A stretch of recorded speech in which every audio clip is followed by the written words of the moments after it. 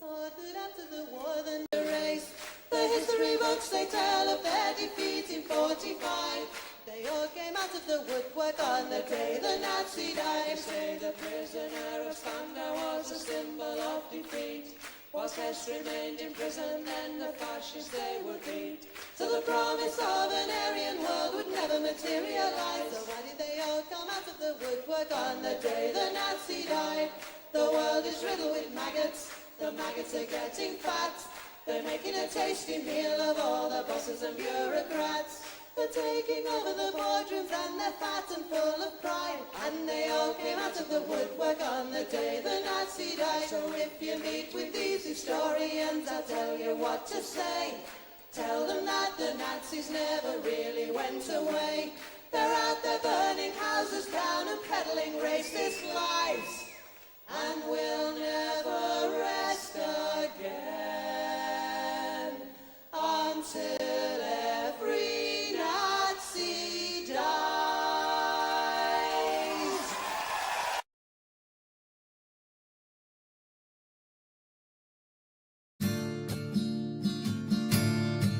Woke up one morning and there were soldiers. Oh, bella ciao, bella ciao, bella ciao, ciao, ciao. Woke up one morning and there were soldiers. The invasion had begun. Lend me your shoulder, we'll stand together. Oh, bella ciao, bella ciao, bella ciao, ciao, ciao. Lend me your shoulder, we'll stand together. But I feel my time has come, and if I die here for the resistance, oh bella ciao, bella ciao, bella ciao, ciao, ciao. And if I die here for the resistance, you must lay me in my grave among the flowers upon the mountain. Oh bella ciao, bella ciao, bella ciao, ciao, ciao. Among the flowers upon the mountain, let me rest among the brave. Someday the people will pick the flowers. Oh bella ciao, bella ciao, bella ciao, ciao, ciao. Someday the people will pick the flowers, and they will remember my name. This is the flower of the resistance. Oh bella ciao, bella ciao, bella ciao, ciao, ciao. This is the flower of the resistance, and those who died for liberty. This is the flower of the resistance. Oh bella ciao, bella ciao, bella ciao, ciao, ciao. This is the flower of the resistance, and those who died for liberty. This is the flower of our resistance, and those who died for liberty.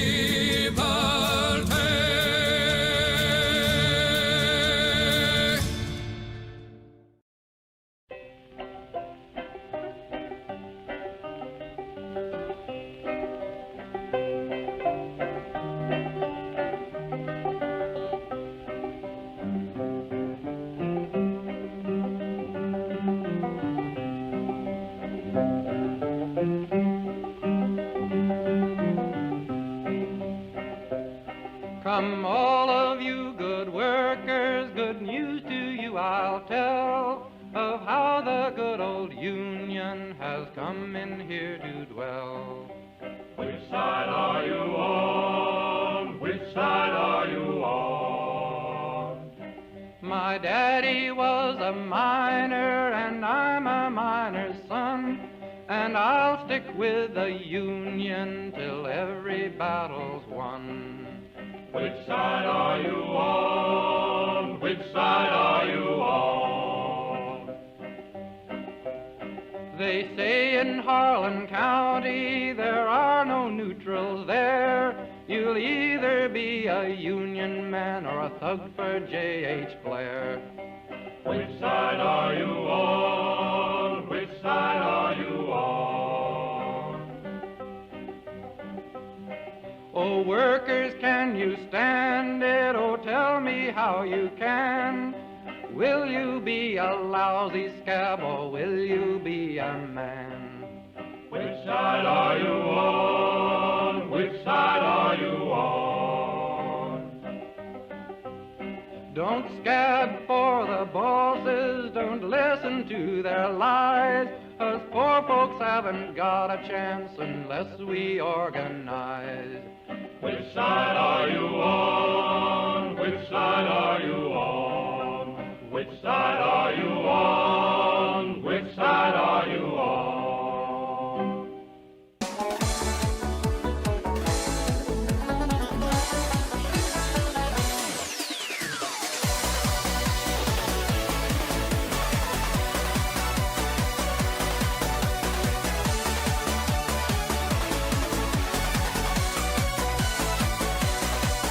I was born in the Dublin street where the lion runs do beat, and the lovely English people walked all over us. And every single night when they tell come home tight, he'd invite the neighbours out with his chorus. Come out, you black and tans, come out and fight me like a man. Show your wife how you won medals down in Flanders. Tell her how the IRA made you run like Galloway from the green and lovely lakes of Gilshandra.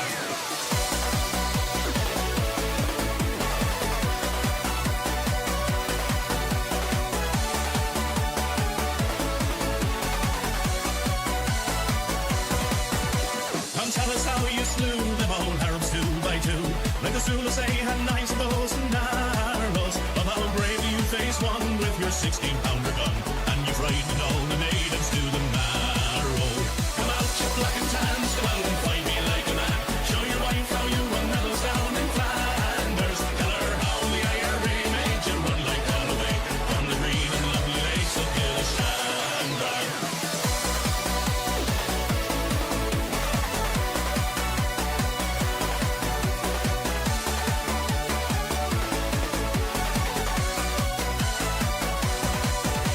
Come let us hear you tell how you slammed the brave Parnell and taught them well and truly persecuted. Where are the stares and jeers that you proudly let us hear when our heroes of 16 were executed? Come out, you black and Hello everyone, how are we all? Are we well? I do hope so. 1 second. Oh, I forgot I'd moved the position of the camera, so I have to scooch my chair up slightly. How are we all? Are we well? Yeah. We're going to try question time part 2. As in, take 2. We're going to try again. Yes, you look splendid today. Well, thank you. You're incorrect, but thank you. That is a very weird meme of me as Jesus. Thank you. Join call. Hello.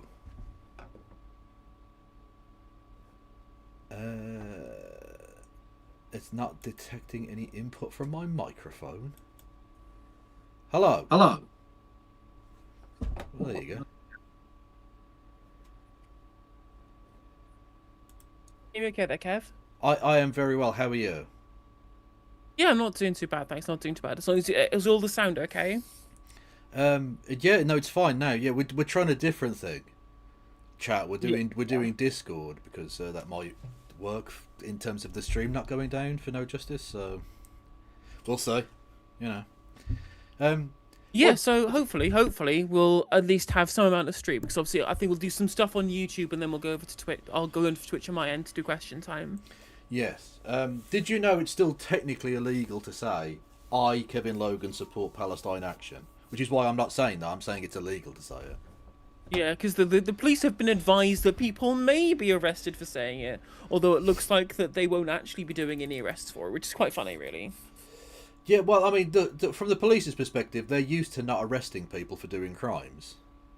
Like, you know... Like each other. Prince Andrew, or each other, or everyone in Parliament, you know. So literally. So there's that sort of thing. Peter Mandelson still hasn't been arrested, so, you know.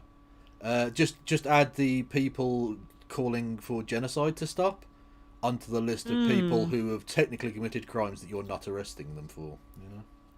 Yeah, quite so. So I think there's a couple of things I did want to go over before we do question time, as I said, so that we can do some YouTube content first. I'm just go for it. Yeah. What did you have in mind? Focused. Oh my god, there is one article. Oh, okay. that we have to read because it is absolutely fucking hilarious in its and I will say it's hilarious in its entirety. And I do apologize. It is The Spectator, It's a but fucking disgrace. I promise you it's worth it. There is one line that is not funny and is infuriating, but I think that's also worth covering as well. But a lot of little tidbits inside the article as well, just some of these things are scarcely believable. But it's gonna be worth it. Don't worry. Well, it's The Spectator, so yeah, I mean that doesn't surprise me that it's unbelievable. Yeah. Yeah, this is the city that caused the person who went on to become Prime Minister, Boris Alexander Tefeffel Johnson, to have to go to Liverpool to apologise to an entire city. Just in case anyone was wondering how mental it is, it's that mental. And then he became Prime Minister and was wondered why people were throwing apples at him in Manchester. You know, because you're a cunt, mate. That's why. You know. That he is. Yeah. Ah well. How were you anyway? You were in that there London. It was good. It was nice having to do 2 Novaras in a row. I always enjoy hosting and also co-hosting. So I had good fun. We had a good show on Thursday as well. Cool. Which involved the crazy revelations that maybe Jeffrey Epstein could have been instrumental in bringing down Theresa May's government. That is actually pretty funny, to be fair. Yeah. Look, Yeah. because, oh God, as if Theresa May needed any help with that government being brought down. Really? Oh right. That was like she had a majority of the DUP. That's it. Like it's Literally. it's nothing. Yeah. Oh God. Okay. Here we go. Oh Jesus! What a headline as well. Okay, everyone. 1 second. 1 second. What am I doing? Sorry. Get rid of that, don't I? There we go. Right. And then I have to share with you on Discord, don't I? Share. Oh, for this one, what I'll do is I can just have the article up on my end and scroll down as you read. Well, I've shared it anyway because that's just how I fucking roll. So we'll be sharing at some point anyway. Yes. So, The Spectator, US edition, no less. Authority is like virginity. Once it's gone, it's gone. Inside Keir Starmer's Downfall by Tim Shipman, who of course was named after the Doctor. That's a joke. I have no... Anyway. But that's... Firstly, virginity is a very silly concept. It's probably not remotely relevant to this topic here, but just as a concept, like the concept of having virginity and not having virginity is silly.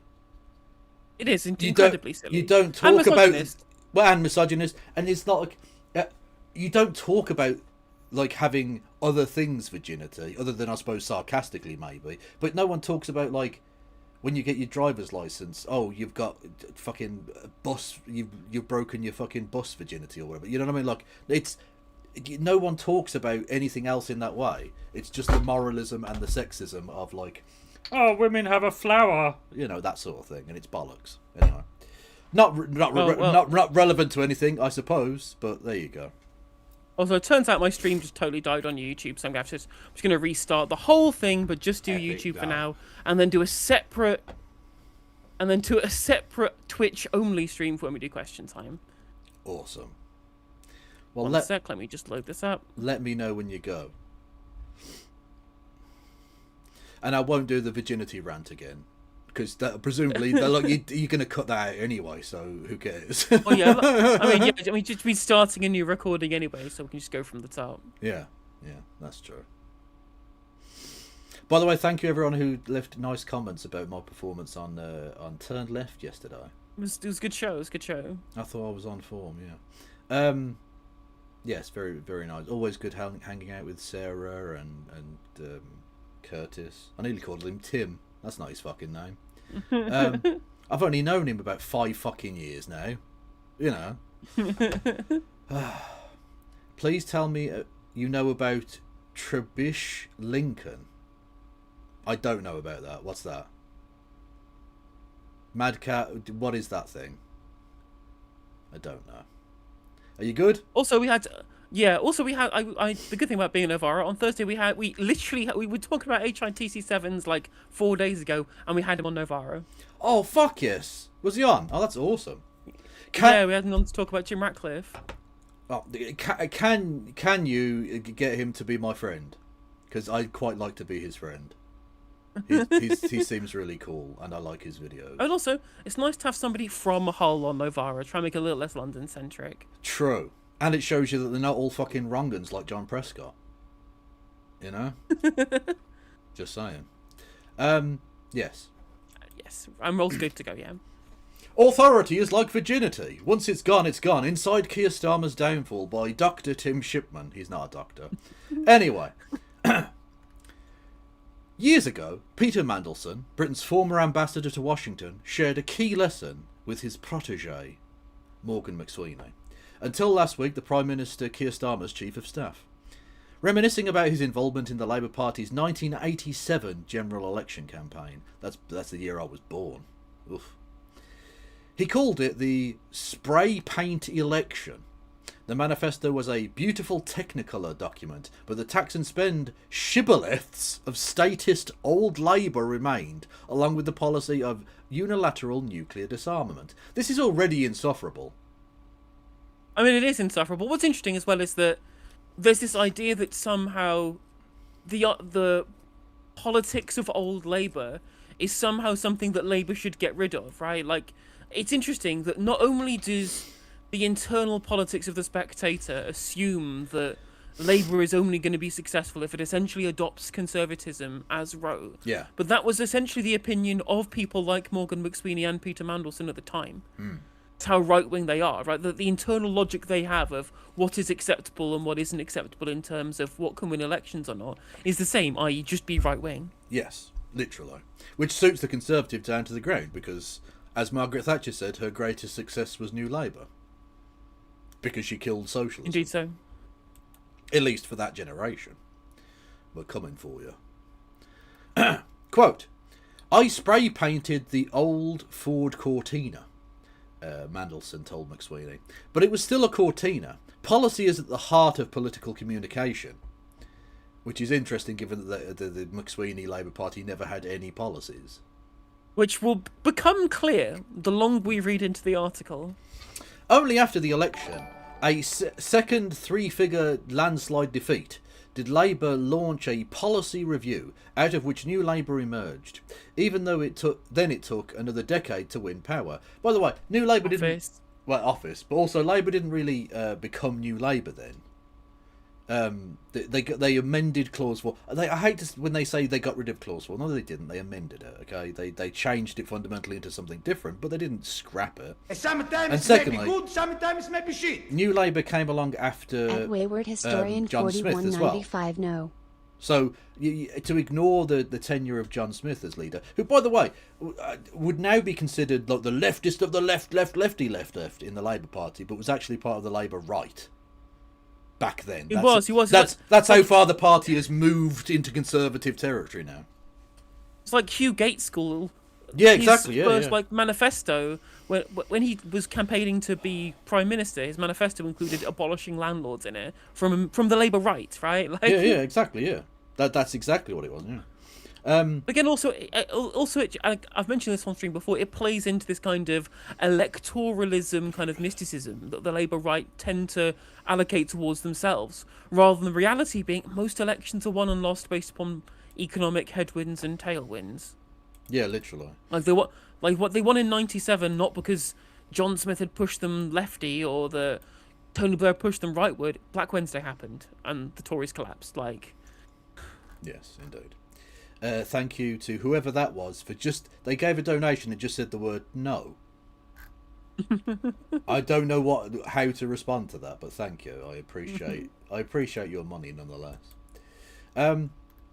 Fast forward to 2020, and McSweeney helped Keir Starmer to the leadership, seized the levers of party power from the hard left, purged the former leader Jeremy Corbyn, and which, by the way, apparently purges are fine. When it's their side doing it, it purges are fine. They're Stalinist and evil and authoritarian until they're doing it. Well, that's the thing, right? Is the as we saw from PMQs, it was an independent process outside the hands of the Labour leadership until Keir Starmer wanted to use it at a point in the dispatch box where suddenly it was him and suddenly it was Starmer and Starmer alone that was responsible for the excising of Corbyn. Not so independent now, is it? No. Purged the former leader Jeremy Corbyn and in 2024 led a ruthless campaign to target voters in key marginal seats, converting 34% of the vote into a landslide just short of Tony Blair's 1997 victory. Yet after the worst week of Starmer's leadership, which, just time out, follows on from the previous worst week, which follows on from the previous worst week, which follows on from the previous worst week. It's a pattern that's emerging now. This isn't random, it gets worse every week. Like, just to explain how bad a week this one has been, there have been 2 completely separate paedophile-based scandals in the Labour Party this week. Not even to do with the same paedophile. 2 different nonces. Yep. Like, and then we had the growth figures that had it at being 0.1% for the quarter after they sent a central mission to just keep growing the economy and ad infinitum. True, and that's not unimportant, but no one cared because they were still talking about the noncing. The noncing was the story, you know? It's true. And then on Friday, they were absolutely humiliated by the High Court, who slapped down their Palestine action ban in some pretty reasonable grounds as well. And you can tell that they're definitely not in hock to Israel because they instantly came out and said that they would be appealing, even though they can't have possibly received any kind of brief from the Attorney General about the legality of it. And on top of this, like, yeah, you go. The reasoning was watertight. Like, the reasoning was watertight in terms of why they were struck down. Like, it was against the ECHR. Like, it wouldn't even matter. Even if it was a completely bogus decision, they instantly, reactively said, we're appealing this. Even though, again, they can't have received any kind of legal brief from their team. Because it was within, 2 hours of it happening. So, they're just doing it for Israel, for Israel's benefit. They were always going to appeal it if they'd lost, regardless of the decision, regardless of anything. Anyway, continuing. Yet after the worst week of Starmer's leadership, in which McSweeney resigned, can we get some lols in chat for that, leaving the PM's career hanging by a thread, ask those at the top of the government where it all went wrong, and the first answer is often, in opposition! McSweeney learned half of Mandelson's lesson, that the party had to modernise, with a Z, because it's America, you pricks. But Starmer foolishly left the preparations for government to Sue Gray, who he hired as his chief of staff in 2023. He was sowing the seeds of his own destruction. Time out. Not to be too shit-lib white feminist about this, but you've got Morgan McSweeney, a man, fucking up. Keir Starmer, a man, fucking up. Peter Mandelson, a man, fucking up. Jeffrey Epstein, a dead man, fucking up. But the person to blame is the noted vagina haver, Sue Gray. And on top of that, like, it's not really Sue Gray's job to give them a preparation for government. That's the thing that you do essentially as soon as you lose the previous election, right? Yeah. Yeah, basically, yeah. Yeah. And if they'd spent any of the time they'd spent trot hunting and de-fleeing their party in coming up with any policies for anything at all, maybe they'd have had some policies instead of no policies. Outside of Ed Miliband, who has spent the entirety of the time in opposition doing his job, unlike literally everybody else. That, you know why? Because he's a massive fucking geek. That's why. He loves doing true. paperwork. Literally, he's addicted to paperwork. It's actually quite adorable. Yeah. Like, if you want to come and sort out my fucking, my post and stuff, Ed, I can't pay you anything, Also, but I will be very grateful. Also, speaking of shaking off the fleas, I don't know if you looked at the internals for the latest Find Out Now poll. Obviously, it's Find Out Now, so take it with a pinch of salt, but it's worth sharing anyway. If you look at the last election, 27% of last election's Labour voters are going to be voting Green. 27. Wow, that's pretty intense. That's almost as many. It's almost as many Labour to Green defectors as there are Tory to Reform defectors. Yeah, literally, yeah. Because, I mean, look, it's not deep analysis or anything, but what we both, I think both said, was that in the same process that's happening in places like Germany and France, the traditional parties of both left and right, having completely sold out their base, have died or are in the process of dying and being replaced by new forces. You had the old Socialist Party in France that's being replaced by Mélenchon. You've got the Conservative Party in France being replaced by Le Pen. The AFD you've seen on the rise there. You've seen parties in Spain and Portugal that are left parties that have been growing, as well as, unfortunately, as far-right parties. And the same process is basically happening, but a few years later here in the UK. The Labour Party is dying, and those voters are naturally gravitating to their replacement, which is the Green Party. And the second, and then on the right, literally, the Tory Party are just becoming the Reform Party. The entire Boris Johnson cabinet has basically joined the Reform Party. So I don't even need to explain that process. You can literally see it. It's just happening, you know? Yeah. What's quite funny as well is that process all happened in Greece a decade ago, Yeah. where all of the PASOK members all went to Syriza. Then Syriza just became PASOK, but even worse. Yeah. So they are moving to the Communist Party, Well, who are now in like third place, which is crazy. Well, not to be too Marxoid about it, but it's about the material conditions in each country. The poorer it was, the quicker this process happened. And Greece got fucked so badly that it happened not only earlier, but much quicker and much more extremely. Yeah. Whereas, and then if you just go from the poorest countries in Europe to the richest countries in Europe, and it's genuinely a gradient of how this has gone on. Because people are prepared to put up with some bullshit as long as times are okay. And because we were slightly richer than Greece or Spain or France or wherever, well, France is a bit questionable, but whatever. The process has just taken a bit longer because most of the people who just wanted to grill took a little bit longer to realise that no one can afford grills. So true. And what is interesting is that I guess the one country where we're not seeing this is in Spain, because the Spanish Socialist Party got into government and did left-wing policies, and everyone liked it. Well, that's the thing, yeah. Because, as I said, the left and right, I mean, in most countries in Europe, chasing the centre ground, abandoned any kind of principle or ethics that they ever had, and of course, more importantly in terms of the actual election, abandoned their voters. They don't represent the people they're supposed to represent. So those people went, well, fuck you then. Like, Yep. The Labour Party, it's so blatantly obvious how much they detest their own, not only their own voters, their own fucking members. At best, they're an inconvenience, and at worst, they're the enemy that need to be destroyed. How the literally, it's gotten to the point now where they can't fill their election tickets for the local elections coming up in places, and this is genuinely true. The local party here, not here as in the place I'm about to mention, is calling for election candidates, even if they're just paper candidates. They need people to actually stand and, in these seats. And they put out this email with saying no experience required, right? The party